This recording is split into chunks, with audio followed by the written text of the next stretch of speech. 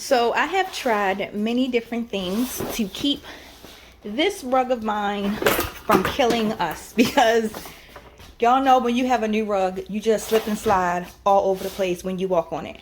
Well, I think I finally found a resolution, and I want to share with you guys how to keep this thing down. So I found these anti-slip grips. They're really big in size. So what I'm going to do, because my rug is actually skinny, I'm just going to cut these in half so I can put one on this side and then one on that side. So it says peel off the white side, stick this part to the actual carpet, and then this clear part will go right onto the floor. So I'm just going to put it as close as possible to the edge and then apply pressure.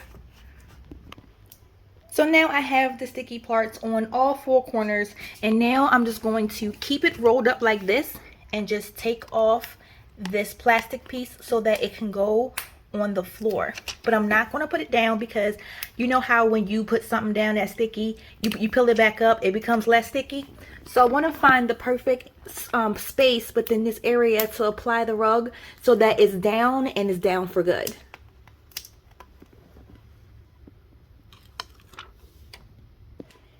Just want to mention, these are removable, washable, and reusable, so you can move it around and all that good stuff, but I'm a firm believer of like getting it where you want to put it at and just leaving it there. All right, the rug is down and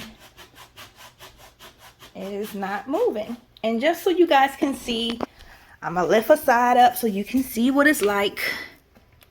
It's really stuck.